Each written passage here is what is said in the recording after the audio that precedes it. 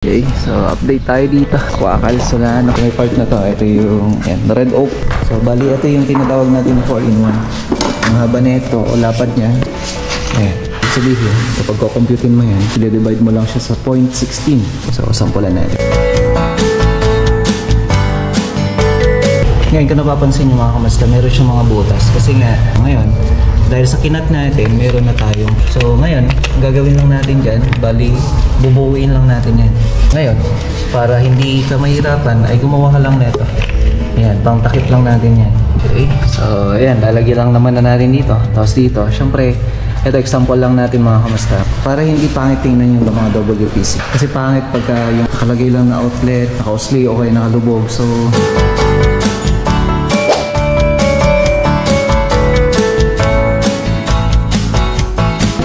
magandang araw.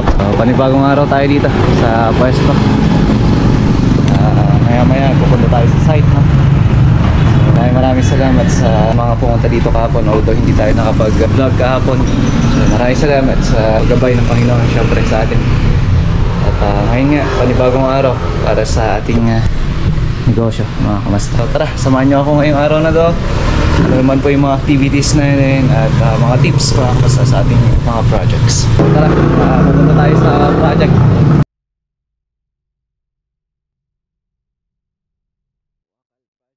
Bibigyan ko kayo na update at kung ano pa yung mga kailangan natin gawin. Okay, so update tayo dito. Wakal sa So ito na nga yung bintana. Baga nakapareha na dun sa taas. Bali hindi na namin sinagad para at least may shield pa rin. So bali retouch kami dito sa loob. Halos lahat naman na retouch na natin kasi kailangan i-retouch gawang nabago yung nandito. At the same time, yung pintura na expose sa tubig dati nung hindi pa gaano lagyan ng waterproofing. So andito yung fluted panel natin. Ilalagay natin sa taas. Ito malalaki. Tapos nasa 3-in-1 lang na malaki. Ito yung kitchen natin. Okay na yung lahat. Ayan, check natin. LED profile. Hindi ko lang saan ba na i-switch na ito. May LED profile to eh. So yung taas, yun yung ginagawa namin. Ito yung pinagtanggalan natin ng bintana. Pero may babalik pa rin naman yan. So retouch lang naman na tayo ng pintura para ma-finalize na. Ayan, si Big Boss. Si Pogi. Ayan, okay na. So yes na. So ito ilalagyan natin ng floated panel. Ang part na lang. So na-repair na rin yung mga baseboard natin. Clearing na lang to. And then pintura na ho. Para dun sa may wall natin. Kumbaga may mga part lang naman na i-retouch. So, may part na to. Ito yung red oak, mga kamasta. Ito benta natin. Nakakalaga lang to ng 590 ngayon. Siyempre kapag mura yung supplier natin, mura din yung bigay natin.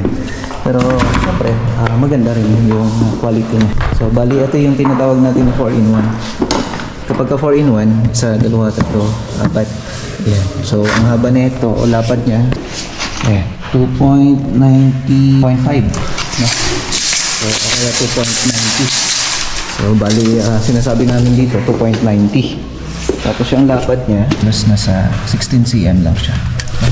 So, pag bumibili kayo nito, ay 16 cm ang lapad niya. So, ibig sabihin, kapag kukomputin mo yan, i-divide mo lang siya sa 0.16. Kunwari, ito ay may sukat na 4 meters o kaya naman 400 cm divided by 16 cm. Pero pagka 4 divided by 0.16 naman kung i-convert natin. So ano nga ba yung mga kailangan pa natin dito na isa? Kapag nagkakabit tayo ng fluted panel, kailangan natin ng yung edging niya. So ito yung edging natin na ito mga kamasta. Red oak din siya. So ito nagkakahalaga na lang siya ng 225. Parang ganun ata yung presyo. Siyempre, sabi ko nga, yun yung presyo na binigay sa atin. And then siyempre meron tayong WPC clip. Yan, yung WPC clip natin na to. Ganito po yung pagkakabit niya.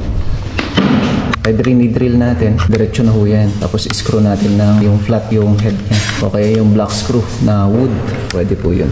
Totox mo na lang, pwede yan. And then syempre, kailangan natin dyan, may no more nails tayo. No more nails using boss stick o kaya naman meron tayong ginagamit din na isa yung builder's band. Pwede rin po yun.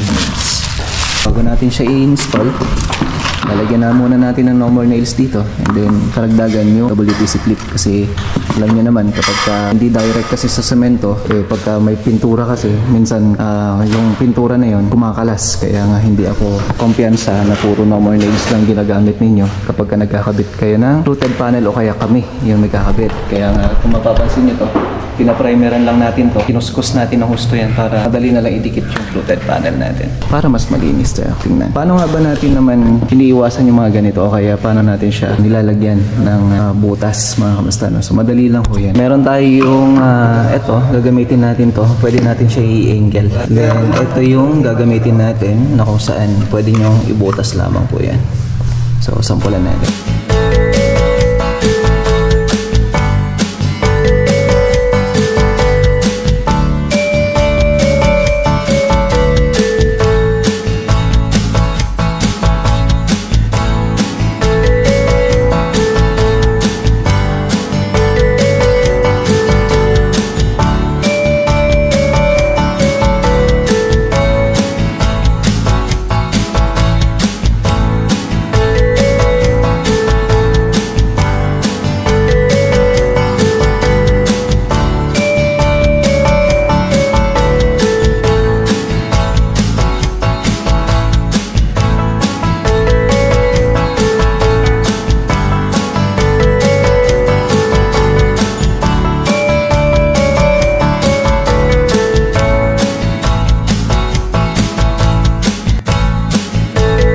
Kung nakikita nyo, ito may takat na tayo dito. Actually hindi ko pa tinapos lahat, no?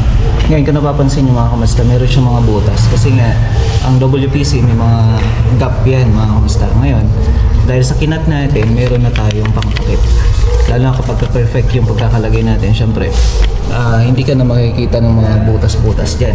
So ngayon gagawin lang natin dyan, bali bubuuin lang natin yan. Kumbaga naka 45 na ho yan, ganyan na ho siya. Tapos bali yun na yung magiging takip niya mga kamusta, no? So masecure din natin yung outlet natin, lalo na at hindi mas madali na ho tayo mag-troubleshoot kung sakali hindi ka naman problema. Kasi oras na nakatago kasi to, usually kasi yung iba yung ginagawa nila, binubutasan nila ng todo. Yan, tapos yung outlet ay nakalagay lang doon sa loob. So isipin natin yun, paano ka mag-troubleshoot. So yun yung isa sa mga mahirap i-maintain mga kamusta. So ngayon, para hindi ka mahirapan ay gumawa ka lang nito. Yan, pang takip lang natin yan. Ganyan, tapos dito rin sa kabila. Yan, paikot lang din. Yan, so gawin natin para makita nyo. Okay, so ayan, lalagyan lang naman na natin dito. Tapos dito, syempre ito example lang natin mga kamusta. Ngayon kapag ka ito nalagay na lahat, ganun at ganun yung gagawin natin mga kamusta. So lahat po yan para hindi pangit tingnan yung mga WPC, kasi pangit pagka yung nakalagay lang na outlet, naka-usli o kaya nakalubog, so hindi siya kaya yung tingnan. So okay na mga kamusta, no? So ayan, dito naman ay ito na yung inayos natin na dati nagkaroon ng problema mga kamusta, no? Dahil sa na-expose niya na tubig or moisture galing sa labas. Gawa nga ng bumagyo kasi nito. Bumagyo dito sa Vizcaya mga kamusta. Isa sa mga nasalanta talaga yung itong project natin na to. Kumbaga talagang pinasok ng tubig nung hindi pa napinturaan tong labas niya. Kaya mainam mga kamusta pagka kayo ay nagpapagawa ng bahay, kahit na waterproofing lang po yung labas bago kayo magpapintura sa loob. Bago nyo desisyonan na gawin yung loob, dapat maayos muna, no? Yung labas natin, lalo na kapag ganito yung paligid, walang mga punong kahoy, talagang yung hangin talaga dito pasok lahat. Sabi nga nung client natin, talagang hindi natin maiwasan yung mga ganyan mga kalamidad pwedeng maka-apekto sa mga trabaho natin. Okay, so chinek ko rin to kasi sabi ko nga natamaan yan sa loob, pero tingnan nyo ito maayos na yung pintura. Itong ceiling natin dito, ito dumaan na yung bagyo, malakas na hangin kasi tingnan nyo wala nang ano, pero hindi siya nasira, no? So ibig sabihin maganda po yung pagkakalagay ng framings.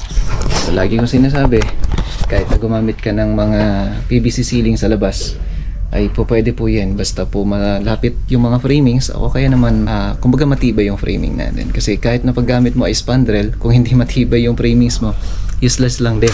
Ganon din naman sa PVC ceiling natin, no? May naaangkop na framing para dun sa mga materials na ginagamit natin, ceiling o kaya naman mga drywalls, no? Okay.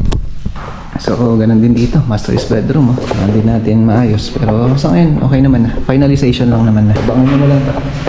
matapos magawa natin kasi papatanggal ko muna yung baseboard para mas buo siya tingnan kasi kung i-float natin kumbaga nakapaskil lang siya na pangit tingnan. So sabi ko nga patanggal ko muna yung baseboard kaya install sana natin. Instant lang naman yan, madali lang install. Sa totoo lang, kumbaga basic na lang yan. Lalo na sa mga veterano natin, lagi na lang sinasabi basic, pero syempre may mga concept tayong kailangan palabasin para hindi, o kaya may mga proseso tayo na kailangan sundin para mas maging maganda yung outcome ng trabaho. Maraming salamat sa inyong panonood mga kamusta. Baka nyo na lang sa panibagong araw na punta natin dito at update natin mga kamusta. God bless.